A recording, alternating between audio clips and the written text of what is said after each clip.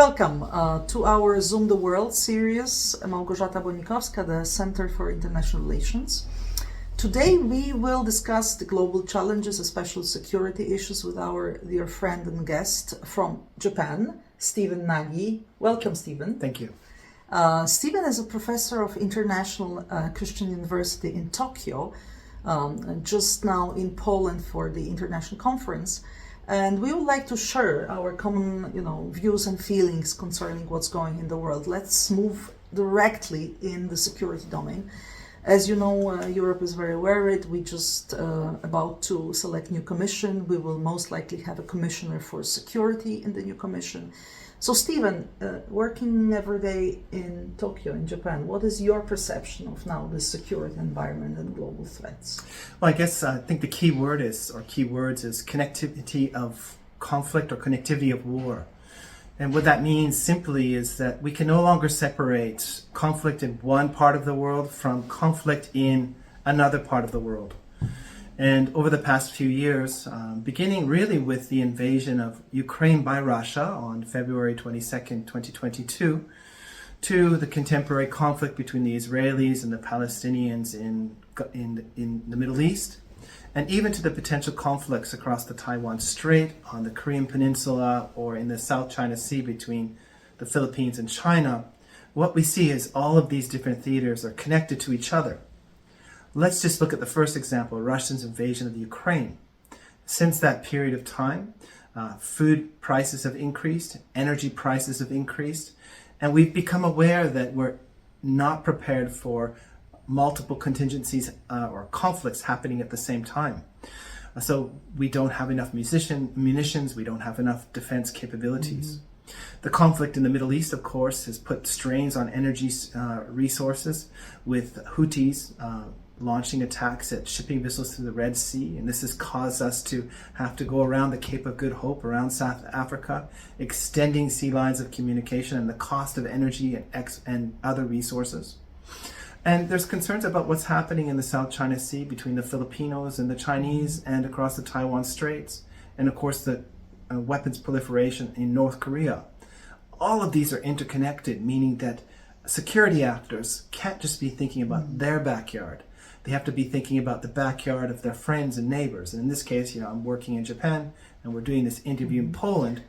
Poland and Japan's security interests overlap. Actually, we forget quite often that Russia has actually different neighbors, not only from our side, but Russia has a border with Korea. Russia is very close and has a border with Japan as well. And Russia is very close to the United States from the other side, crossing the Bering Strait.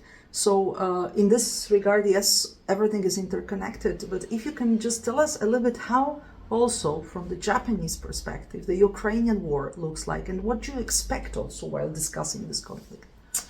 Well, I think the Japanese are looking at the invasion of Ukraine by Russia as a clear violation of international law, as a demonstration that big countries such as Russia, potentially China, and down the road we don't know where India will be, but will they use a might is right approach to international relations?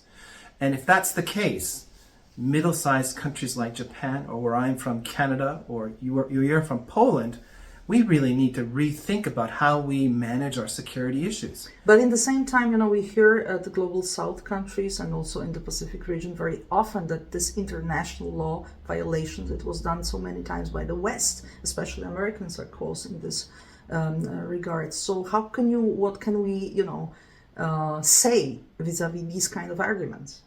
Well, first, there's two sides of this argument, and I think our Russian and Chinese counterparts often say that the current international order was not built by them, and this is clearly false.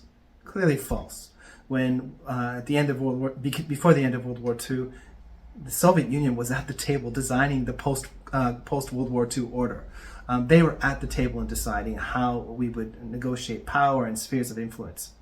Our Chinese friends as well have been very active in writing a narrative about how the Chinese Communist Party was at the center of fighting global fascism and Japanese fascism, to demonstrate that they were part of the post-World War II order. This is very important to stress it, because we forget also, history matters, but why we just perceive only parts of history. This is important fact to mention, that it was a common beginning. Then it was only Cold War. That's right. And I think that we should also point out that these countries that complain about our current international order really are insincere about making it an international order that represents the interests of the so-called global South. Where is China and Russia championing India to be part of the United Nations Security Council? Where is China and India championing Brazil, South Africa to be a permanent member of the United Nations Security Council?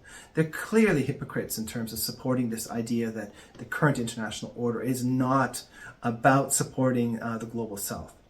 I think we should also be very clear that the current international order has lifted billions and billions of people out of poverty. It is imperfect, and as you mentioned, the United States is an imperfect actor. Its support of Israel as it bombs the people in Palestine is a really good example of that.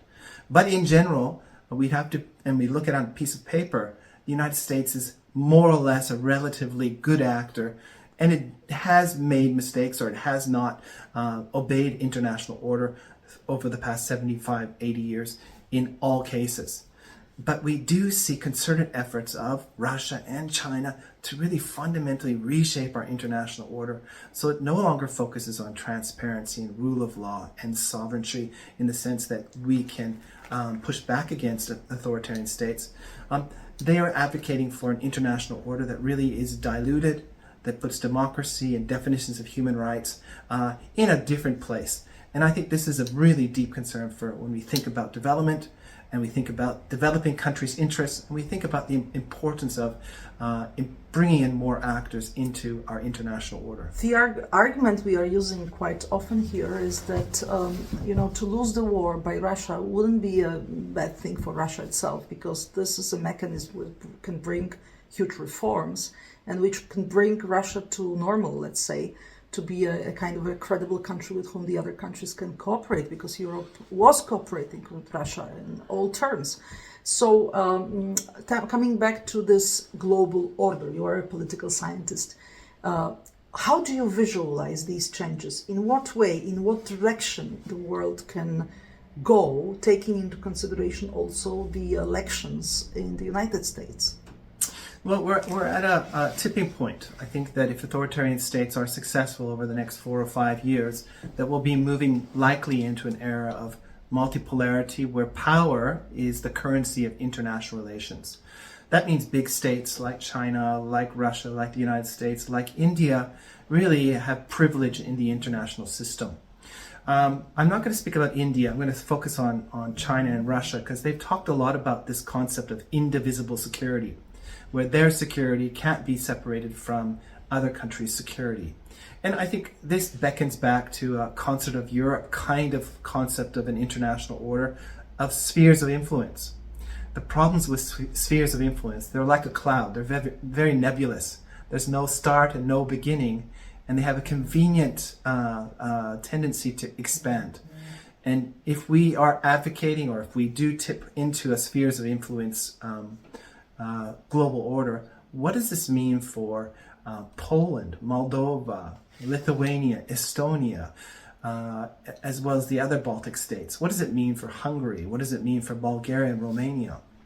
And if we think about it in the region that I live in, East Asia, what does it mean for South Korea, Japan, Taiwan, Southeast Asian states? Should they defer their interests to China? And I think that that is not the alternative they want.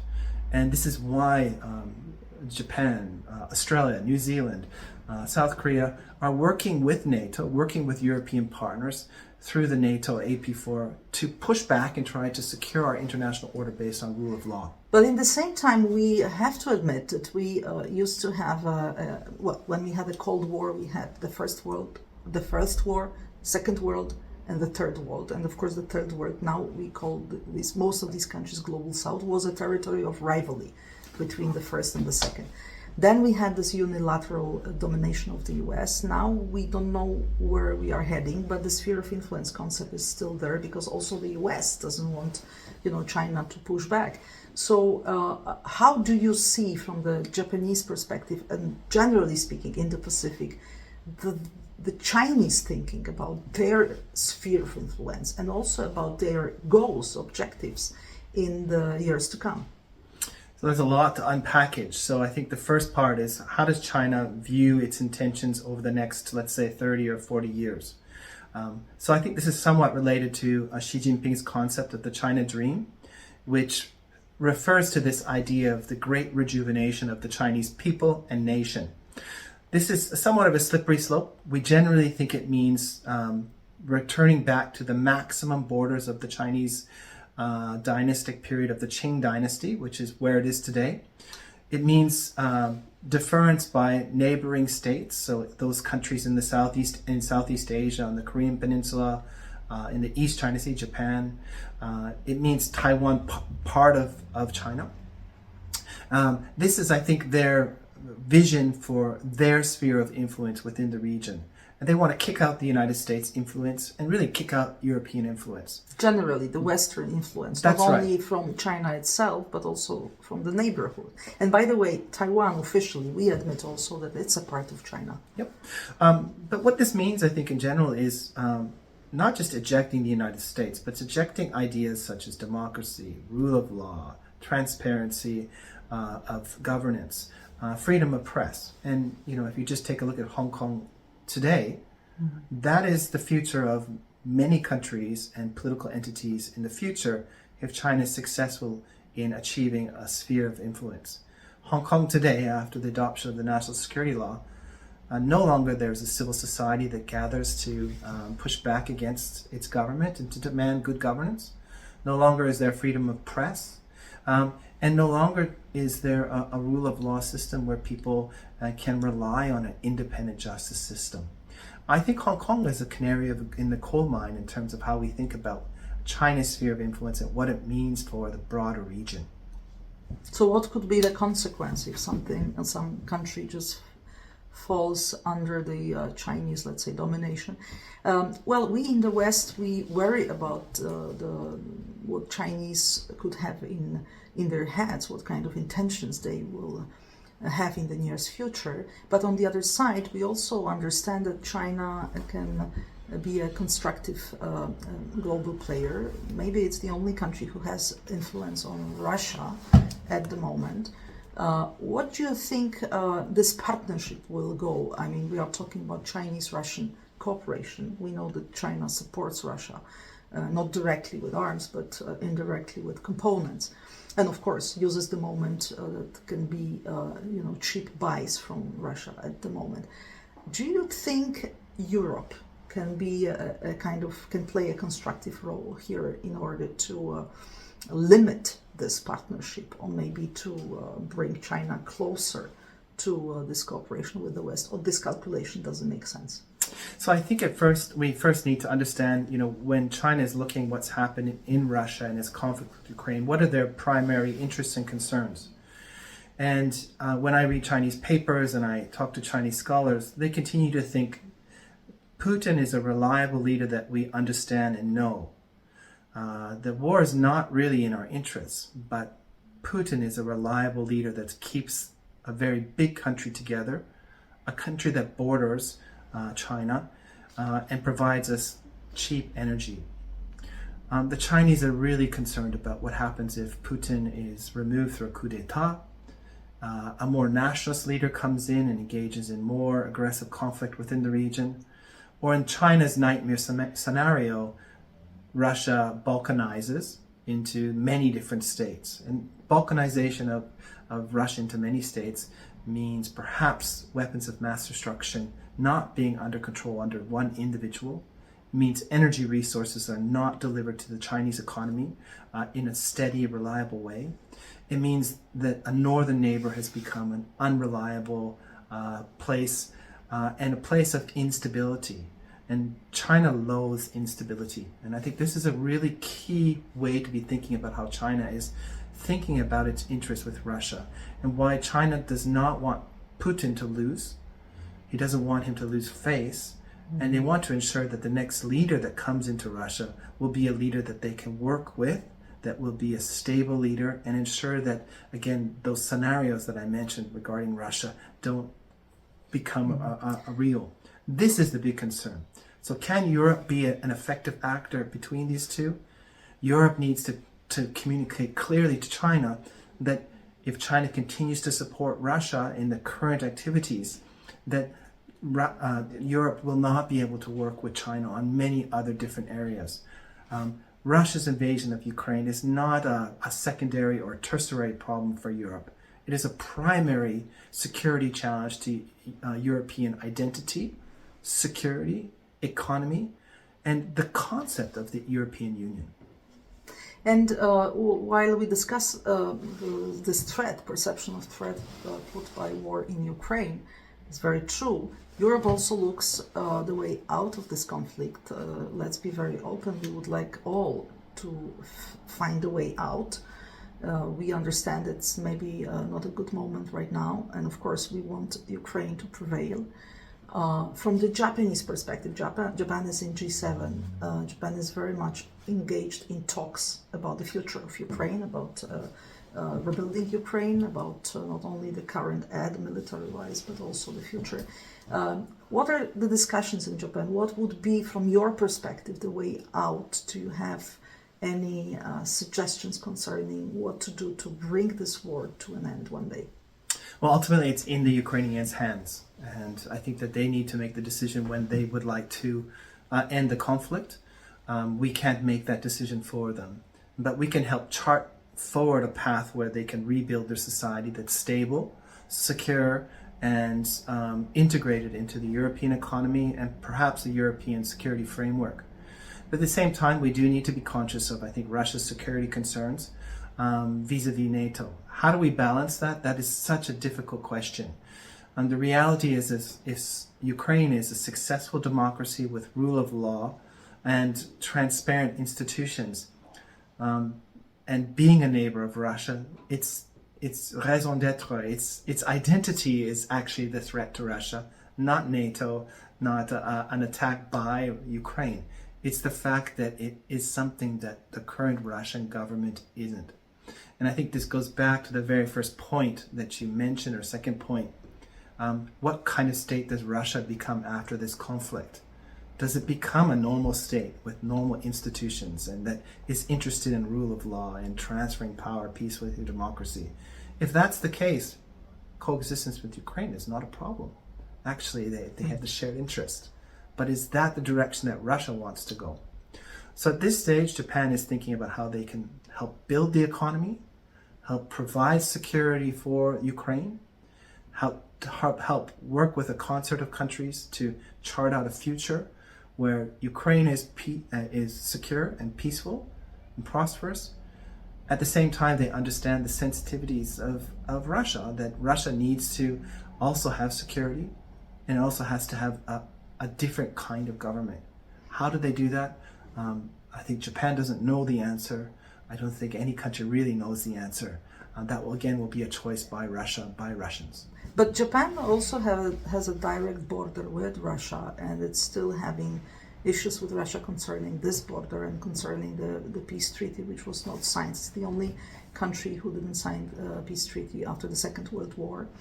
So that's one concern. And another concern is, of course, China. So if you can just tell us, because you don't have really NATO in Indo-Pacific, so what is the concept of bringing more security to this place, while we here in Europe discuss that the center of gravity is moving towards Indo-Pacific? So maybe, if it happens, the next war can be somewhere there. So Japan has like a fourfold process to security. One is strengthen the US-Japan alliance, and it's continued to do that since the end of the Cold War in terms of geographic scope of the alliance and the kinds of activities that they can go in. And they've just adopted a new national security strategy in November 2022, which talks about doubling defense budget. Japan's also diversifying security partners through reciprocal access agreements. So they just signed one with the Philippines. There's one with the UK. There's one with Australia. And this year and next year, we're likely to see several other security partnerships emerge. They work through minilateral partnerships. And I think this is a key word for your audience. Minilateral relationships. So the quadrilateral security dialogue is a good example, but the minilateral relationship between South Korea, Japan, and the United States that focuses on denuclearization of the Korean Peninsula is a good example. Prime Minister Kishida back in May worked with President Biden and President Marcos to sign another kind of mini-lateral with the Philippines to focus on emerging technologies, infrastructure and connectivity, and maritime security. So these mini-lateral partnerships are regionally specific, they're functional, and they're not security partnerships, but they provide a kind of cooperative mechanism to deal with regional challenges, both developmental and security. And I think that these are the approaches that Japan is using. Lastly, there's a couple of other areas, is tactical support for initiatives such as AUKUS, the agreement between the United States, Australia, and the UK. They are strong supporters of both the nuclear deterrent side that comes from the nuclear submarine pillar, but also the pillar 2, which is technology cooperation. But they're also supportive of other initiatives that, again, go back to my point of connectivity of war, working with NATO and AP4 members to work on issues of common interest, disinformation, cybersecurity, AI, and I think an area that we're likely to see coming this year is cooperation on legacy munitions, to start to build up the capacity so that we have munitions to deal with the defense challenges in different parts of the world at the same time. And this is also crucial. I wanted to dig into a little bit. This will be my last question. Sure. We know that, in reality, the West is in war with Russia as far as disinformation and as far as cyber attacks. We are constantly under attack, Poland included. Japan is associated with notions of, high-tech, AI, robots, and all these sophisticated, innovative solutions. Any idea or recommendation what could be done more between Japan, South Korea, and other countries, allies with Europe, with the West, to really strengthen cooperation, not only in a military sense, but also in these domains? So I think there's two levels of this. So there's a country-to-country approach. So I think the NATO, Japan, South Korea, Australia, New Zealand approach is fine. They can do this in terms of cybersecurity and disinformation, and I'll come back to this. And then there's a non-state approach where I think we need to build a consortium of universities that can bring in political entities like Taiwan that have deep experience with the disinformation and cybersecurity challenges that have come out of North Korea, or out of China. So this dual layer approach to deal with actors that can add value. So first, mitigation strategies need to be researched and coordinated. Second, identification strategies. How do we identify disinformation? Third, and I do think it's important for us to be thinking about offensive approaches to disinformation and cybersecurity. How do we send the information back? And then lastly, we need to build societies that are resilient. I use the word vaccinate against disinformation, and that means strong education programs that focus on critical thinking skills, how to read through social media. Media literacy. Media literacy is really important, and that starts at year 1 in primary school. So that approach of identification, mitigation, offensive capabilities, and then this idea of education or vaccinating our populations against disinformation is going to be incredibly important. And we need to do that again at the state level and then at the university level, and building that consortium of universities. And which is extremely important in democracies, because we are open societies, we discuss, we have different opinions, we are exposed to all this misinformation and disinformation, especially from the authoritarian or totalitarian actors. Thank you very much for this meeting, Stephen. Stephen Nagy, a Canadian working in Japan with Hungarian origins, was our guest. I hope to meet you again soon. Thank you very much for accepting the invitation. Thank you all for listening, and see you next time. Thank you.